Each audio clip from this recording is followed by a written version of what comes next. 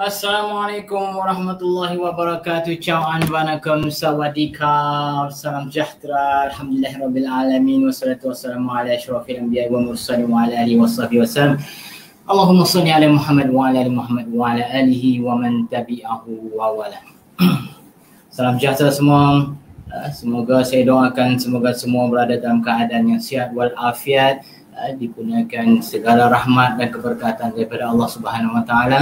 Pada malam ini saya bersiaran untuk berkongsi dengan anda satu topik yang cukup menarik, terutamanya kepada golongan-golongan tenaga pengajar, cikgu-cikgu, pendidik-pendidik di luar sana, trainer-trainer, training providers di luar sana, untuk meningkatkan kemahiran latihan mereka secara online. Kalau sebelum PKP ini kita banyak latihan-latihan face to face, dan hari ini disebabkan oleh kekangan PKP banyak latihan-latihan dijalankan secara online, namun tidak membantukan usaha kita untuk terus memberikan didikan kepada learners, kepada anak-anak didik kita. Jadi teruskan. Jadi topik kita pada hari ini adalah memastikan keberkesanan latihan online. Kenapa saya mengajar sesi ini? Sebab saya terpanggil kerana ada beberapa latihan online yang saya ikuti sewaktu saya bekerja di organisasi yang saya bekerja lah, di Kilang. Wow, latihannya memang membunuh tuan-tuan dan puan-puan. Hanya 3 jam training sehari, 3 hari tak salah saya mengikuti latihan tersebut. Memang membunuh seolah-olah latihan tersebut memang orang kata tak ada komunikasi dua hala langsung. Trainer tu dengan shock sendirinya mengendalikan latihan dia, dan partisipan tak tahu pergi mana. Ada kejap-kejap masuk, kejap-kejap keluar, kejap-kejap masuk, kejap-kejap keluar. Dan ada pula yang online sentiasa sampai rehat pun online, lunch time pun online lagi, tak tahu pergi mana. So itulah kesannya bila kita melaksanakan latihan online. Kalau tak kena caranya, kalau tak kena tekniknya, maka kita sebagai trainer, kita sebagai tenaga pengajar, kita akan bercakap seorang-seorang, tuan-tuan dan puan-puan, tenaga pengajar semua. Jadi macam mana kita nak meningkatkan kemahiran latihan secara online? Jadi ini tips yang saya cuba dapatkan setelah saya mengikuti latihan tersebut, dan saya bertekad dalam diri saya tak akan mengendalikan latihan sedemikian kepada learners, kepada anak-anak didik saya di luar sana. Kesianlah kat dia orang. Memang dia orang nak mengikuti latihan, memang dia orang nakkan ilmu, tapi kita sebagai pendidik, kita juga harus bertanggungjawab menyampaikan ilmu tersebut dengan cara yang lebih efektif, dengan cara yang lebih fun, dengan cara yang lebih bahagia. Janganlah muka masam bagi training. Tahulah kita cikgu, tahulah kita ni sifu. Tapi bila kita nak bagi latihan dekat orang, ini bukan zaman dulu tuan-tuan dan puan-puan. Anak didik cari ilmu, anak didik cari sifu, anak didik cari tenaga pengajar. Zaman sekarang ilmu cari anak didik, ilmu cari pelajar. Jadi tak apalah, kita jalankan tanggungjawab kita sebagai pendidik, kita jalankan tanggungjawab kita sebagai tenaga pengajar untuk memberikan latihan sebaik yang mungkin, agar ilmu yang kita beri bermanfaat, agar ilmu yang kita beri berkat, dan kita juga dirahmati oleh Allah Subhanahu Wa Taala. Itu adalah matlamat kita. Yang pertama, on video untuk trainer dan learners. Of course, sebagai trainer wajib onkan video anda, onkan kamera anda, agar learners di luar sana, anak-anak didik di luar sana dapat melihat tuan-tuan, puan-puan perform. Of course, bila nak buat training tu, pakailah lawa-lawa sikit, pakailah handsome sikit, pakai make up sikit, bagi nak timbul keyakinan diri tu untuk menyampaikan latihan anda. Janganlah orang kata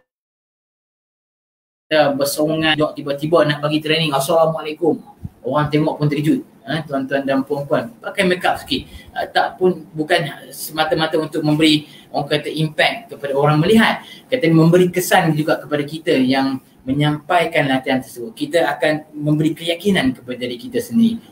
Jadi bersedia, buat persediaan yang rapi untuk mengendalikan latihan tuan-tuan dan puan-puan agar latihan tersebut tidaklah dry. Ada orang yang mengatakan bahawa latihan-latihan macam technical training perlu dijalankan secara dry, secara ialah straight to the point. Tapi bagi saya, apa latihan pun tuan-tuan dan puan-puan, untuk memastikan bahawa latihan tersebut memberi impact yang berkesan, impact yang maksimum, kita perlu memberikan latihan tersebut dalam keadaan yang fun. Bila tenaga pengajar fun, seronok, bila anak-anak didik pun dalam keadaan yang seronok, mudah ilmu-ilmu tersebut sampai ke dalam akal fikiran mereka tuan-tuan dan puan-puan. So untuk tenaga pengajar, cikgu-cikgu nak jalankan PDPR, sila cuba orang kata amalkan apa tips-tips yang saya akan berikan ini. Cikgu-cikgu, saya hormat ni cikgu-cikgu ni. Ini semua cikgu-cikgu yang membuatkan saya berada di dalam keadaan sekarang ini. Contohnya Cikgu Ismail, Ustaz Ismail. Dia pun, Ustaz ni selalu telefon saya. Seronok bila saya dengar cikgu-cikgu dia dapat telefon saya, bertanya khabar. Alhamdulillah, terima kasih cikgu. Dan banyak lagi cikgu-cikgu yang memberikan kesan yang cukup hebat dalam kehidupan saya hingga saya menjadi sebagaimana apa yang saya ada sekarang ini. Terima kasih banyak-banyak cikgu. Dan seterusnya, invite learners to join 10 minit earlier to settle technical issue. Selalunya bila online training session tuan-tuan dan puan-puan, macam-macam masalah. Tak dengar, kenapa saya tak dengar ni? Kenapa saya tak nampak presentation tuan? Kenapa gambar tu gelap? Kenapa blur? Macam-macam lah tuan-tuan dan puan-puan. Jadi sebabnya untuk menjalankan latihan, walaupun latihan face to face, kita perlu orang kata mensiapkan diri kita seawal yang mungkin. Sebelum latihan tu bermula, setengah jam atau 1 jam sebelum latihan, kita perlu mempersiapkan diri kita sebagai trainer, diri kita sebagai tenaga pengajar. Pastikan orang kata wifi semua berada dalam keadaan yang baik. Pastikan kita juga sudah bersiap sedia. Pastikan material-material kita berada dalam keadaan yang baik untuk kita mempersembahkan kepada anak-anak didik kita. Memberi latihan ni tuan-tuan, dia macam memberikan persembahan dalam teater juga tuan-tuan dan puan-puan. Kita perlu memberikan persembahan dan penceritaan yang baik agar anak-anak didik kita, our learners out there, dapat menerima information tersebut dengan mudah, dengan orang kata dengan pantas. Kita tak nak memberikan informasi, memberikan ilmu dengan cara yang kasar. Faham tak? Tak faham? Apa ni tak faham? Memperbodohkan anak didik kita, menyalahkan anak didik kita. Itu satu benda yang negatif tuan-tuan dan puan. Cuba elakkan. Anggaplah anak-anak didik yang kita mengajar tu semua anak-anak kita tu. Semua tu generasi baru anak-anak kita tuan-tuan dan puan-puan. Kalau anak-anak kita yang kita ajar tu, adakah kita nak mengatakan benda-benda yang tak elok kepada mereka? Adakah kita nak mendoakan benda-benda tak elok kepada mereka tuan-tuan dan puan-puan? Jadi berikan latihan anda dengan terbaik. Regular feedback from learners. Jadi regular feedback from learner untuk apa? Untuk memastikan mereka dalam keadaan yang sedar, memastikan mereka dalam keadaan yang berada dalam situasi tersebut. Jangan tiba-tiba melencong pergi ke mana-mana hala. Walaupun jasad ada dalam latihan, tetapi kepala otak tak tahu pergi mana dah. So semua okey, boleh faham tak? Kalau faham tolong berikan komen. Macam tu. So mana yang mendengar latihan saya pada malam ini, tolong berikan komen yes. Tolong berikan komen yes. Dan tolong berikan feedback apa-apa jua yang anda nak pelajari. Adakah apa yang saya nyatakan setakat ini betul atau tidak, ataupun ada sesuatu yang boleh kita tambahkan lagi untuk memastikan keberkesanan online training kita yang bakal kita jalankan. Yang seterusnya, know and understand. Tadi regular feedback from learners, anda boleh secara vokal minta wakil-wakil daripada learners anda untuk memberikan feedback, ataupun berikan feedback dalam ruang komen dan baca komen-komen yang mereka berikan. Baca komen-komen macam mana? Baca, okey, saya menerima komen daripada Suhaibah binti Ismail. Komennya, bagaimana untuk memastikan makeup kita cantik. Itu kena bagi khusus makeup tuan-tuan dan puan-puan. Bagaimana nak memastikan kita punya vocal projection kita baik. minum air, suam banyak-banyak tuan-tuan dan puan-puan. Bagaimana nak memastikan kita punya body language bagus? Yes, body language kena jaga tuan-tuan. Di samping kita memberikan latihan kita, body language ni juga diperhatikan oleh learners kita, oleh orang yang melihat kita. Jadi berikan body language yang positif tuan-tuan dan puan-puan. Jangan duk garuk kepala sana, garuk kepala sini, seolah-olah macam tak pasti fakta-fakta yang tuan-tuan berikan. Pastikan body language yang positif juga yang tuan-tuan berikan, pamerkan dalam video anda, dalam persembahan anda, agar anak didik anda, your learners can capture all the information better and effectively. Alright, know and understand tools to support your presentation. Ini paling penting tuan-tuan dan puan-puan. Faham macam mana support presentation ni membantu anda. Contohnya ni, slide presentation, slide presentation support. Macam mana nak tukar your PowerPoint presentation, front to the back. Lepas tu kalau kita ada ni, ini alat tools untuk menulis tuan-tuan dan puan-puan. Eloknya kalau kita ada latihan, cuba sesekali kita menulis tuan-tuan dan puan-puan agar kita dapat ambil tarik perhatian our learners towards our training that we presented. Ini adalah board untuk menulis, dan ini adalah pen dia. Jadi bila saya tulis, anda boleh nampak di ruangan PowerPoint yang saya ada ini. So ini kalau boleh tuan-tuan dan puan-puan boleh spend sedikit untuk membeli, untuk invest dan mencantikkan lagi latihan yang dijalankan oleh tuan-tuan dan puan-puan. Apapun tools yang tuan-tuan guna pakai, even your Google Meet ke yang you guna, FB Live yang anda tuan-tuan gunakan, Zoom yang tuan-tuan gunakan, pastikan tuan-tuan dan puan-puan tahu pakainya, tahu untuk orang kata maximizekan, utilizekan features-features yang ada dalam sistem tersebut agar mampu orang kata menghidupkan lagi session training anda, latihan anda. Okay, varieties training methodology. Training metodologi anda kena varietieskan. Jangan duk present saja selama 1 jam, 2 jam cerita melalu mengaku. Kena ada video, of course your speech, put some quizzes, give some storytelling ke apa ke, some sharing, some game, so that to create an excitement during your training session. Tak adalah kata peserta, anak-anak didik anda rasa boring, apa ni letihnya, bila nak habis, tambah lunchtime, tambah sesi petang tuan-tuan dan puan-puan.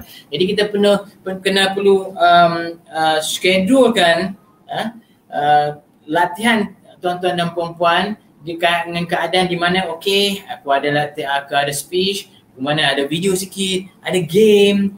Game tu jangan game-game yang melalut lah, game yang related, yang mampu memberikan orang kata impact dan kefahaman yang lebih baik, yang lebih jitu kepada konten yang tuan-tuan dan puan-puan nak jalankan, nak berikan dalam latihan tuan-tuan dan puan-puan. So itu bendanya. Address your learners with their names. Kalau boleh lah, kalau ada latihan tuan-tuan dan puan-puan ada 25 orang,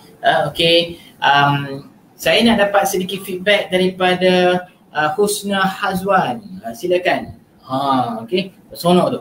Terima kasih feedback daripada Husna Hazwan. Terima kasih komen yang diberikan oleh Alia Elisha. Kan sonok tu. Bila your learners dengar nama dia dipanggil, nama dia dipuji, dia akan rasa bersemangat. Sama juga bila mereka memberi komen, ruang komen dalam live anda baca komen mereka berserta dengan nama mereka. Kita ada komen daripada Husna Hazrin. Dia tanya macam mana nak concentrate, nak pastikan concentration yang full dalam latihan. Macam mana tu tuan-tuan dan puan-puan? Bawalah kopi ke, teh ke, biskut ke sikit, keropok ke, so that your 1 hour session tu akan fill in dengan excitement. Sambil-sambil dengar latihan, of course lah menulis jugalah, dapat nota daripada cikgu kan, tulis. Dan pada masa yang sama boleh ngap dan ngap. Itu create excitement. Okay. Dan tapi trainer jangan nak duduk ngap pula. Sambil-sambil bagi training, mengunyah chewing gum, which is not right, which is not proper tuan-tuan dan puan-puan. Sebagai trainer, janganlah, this is not polite. Bila kita memberi latihan, kita duduk mengunyah, kita duduk tambah-tambah makan keropok pula, gerak. It's not polite at all. Tolong, jangan buat perangai huduh macam tu. Right? Dan seterusnya, short break every 1 hour. A short break, a bio break. Mungkin 5 minit bio break, so that your learners boleh pergi bilik air ke, boleh basuh-basuh muka ke sikit, untuk kita freshen up diri mereka untuk meneruskan latihan. Tambah-tambah latihan 1 hari pula tuan-tuan, na'udzubillah. Kalau tak kena gaya, boleh pengsan, terguling anak-anak didik kita, our learners. So please, be patient. Sebagai tenaga pengajar ni, kita kena ada passion lah tuan-tuan dan puan-puan untuk mengendalikan latihan. Sebelum kita mengendalikan latihan, kita kena pastikan kita have a proper structure of delivery of our training content, so that kita boleh deliver the session with excitement, with fun, with a lot of content, with a variety of content towards all our learners. Right. Login earlier to ensure video and audio clear. Sebagai trainer, kita kena login earlier. Kita minta our learners to join 10 minutes earlier or 15 minutes earlier.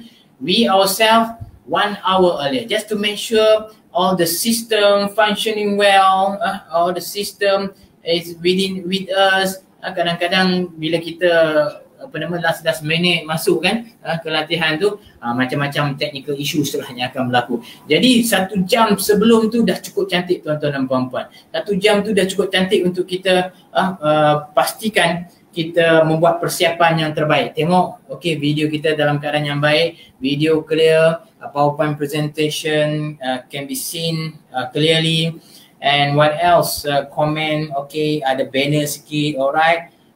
My video and the branding, okay, it's in good condition. So make sure everything. So who will be my learners today? So tengok all the list. Okay, ramai hari ni nak attend 25 orang. Okay, then so that kita akan make ourselves prepared, well prepared. And whenever our first learner came into the system, came into your life, you can greet them. Hi, Assalamualaikum, how are you? So kita can spend our time untuk greet, kalau boleh, each and individual of them. Get to know them a little bit. So itu cara dia. Dan seterusnya, use virtual whiteboard to write point. Ini saya kata virtual whiteboard. Tuan-tuan dan puan-puan, tuan-tuan dan puan-puan ada yang ni, tuan-tuan boleh guna Google Jamboard. Google Jamboard untuk menulis, dan ia akan appear dekat Google Jamboard. So apa-apa point yang diperbincangkan, kita boleh tulis dekat papan ini, dan ia akan appear dekat Google Jamboard. Ini salah satu attraction kepada learners kita, menunjukkan kita have a good sense of technology. Sense of technology. Jangan just deliver speech 3 jam, bayangkan tuan-tuan, 3 jam 3 hari, rasa macam nak belah macam tu, rasa macam nak pengsan tu. Tapi memandangkan orang kata kita nak hormat kepada tenaga pengajar, jadi kita attend sajalah. Tambah buat training orang kata quality punya training session. Lama dia buat macam tak ada, orang kata tak ada feeling tu, buat ikut dan dia saja. Jadi kita mengajar, pastikan kita belajar daripada kesilapan tenaga-tenaga pengajar dahulu. Kita berikan yang terbaik tuan-tuan dan puan. Bila kita berikan yang terbaik, insya-Allah segala berkat, keberkatan, kerahmatan akan dianugerahkan oleh Allah Subhanahu Wa Taala kepada kita semua, ya Allah Tuhan. Amin. Activate online attendance. Activate online attendance, so that tuan-tuan dan puan-puan dapat tahu siapa yang mengikuti latihan tuan-tuan dan puan-puan. Of course Google Meet kita ada online attendance, Zoom kita ada online attendance, FB Live tak ada tuan-tuan, FB Live tak ada. Alright, seterusnya, if possible, present it by standing. Tuan-tuan cuba feel kan, that feel bila kita mengendalikan latihan secara berdiri. Terima kasih kepada Tuan Faizul lah. Walaupun secara tidak, orang kata secara formal, dia adalah salah satu daripada orang kata saya punya influencer dalam bidang latihan 2-3 menjak ni. Dia dalam PKP ni, dia mengendalikan latihan secara berdiri dan very lively, and I'm impressed the way he deliver the training session. So berdiri tuan-tuan dan puan-puan, sebolehnya tuan-tuan berdiri. Kalau boleh ada meja tinggi itu, tuan-tuan letakkan your writing board ini untuk buat penulisan dan berdiri. Bila kita berdiri ni, kita akan memberikan a very good expression dalam latihan kita. Daripada kita duduk, kita akan jadi santai tuan-tuan dan puan-puan. Kita akan santai. Bila kita santai ni memang lalu tambah bila kita orang kata face to face pun selalunya kita berdiri kan, dalam kelas, di sekolah kita berdiri, kita memberi latihan, kita menggunakan whiteboard dan sebagainya.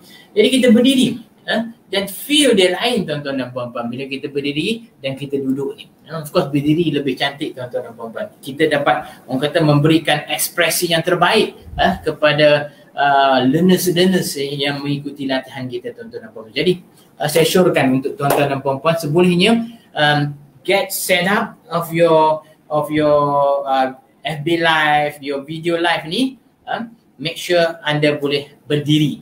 Ini saya punya tripod ni berada di atas meja ni tuan-tuan dan puan-puan. Bukannya orang kata very good setup pun, but I tried my level best untuk make sure that I can present my session today dalam keadaan yang berdiri. Okay. Right, background music slow mood. Kalau ada background music slow mood tu lagi cantik tuan-tuan dan puan-puan. Tapi kalau tuan-tuan dan puan-puan nak buat recording dan nak share that video recording dalam FB dan sebagainya, make sure music slow mood tu yang copyright lah. Yang copyright. Kalau tidak nanti the whole of your video tiba-tiba kena ban. Tak boleh direkod. Secara live boleh, tak ada masalah, live boleh, tapi bila nak direkod, nak diletakkan dalam Facebook ke dalam YouTube ke, tiba-tiba kena ban. Tak boleh, because of why? Pasal dah melanggar akta copyright, akta cetak rupa. Jadi pastikan tuan-tuan menggunakan video muzik yang sebetulnya lah. Saya pun tak tahu nak pakai video muzik apa. Kalau boleh ambil daripada YouTube. YouTube ada banyak video-video yang dikeluarkan oleh YouTube untuk YouTubers pakai audio music untuk menghasilkan video-video YouTube. Jadi anda boleh gunakan video-video muzik-muzik tersebut untuk latihan-latihan tuan-tuan dan puan-puan.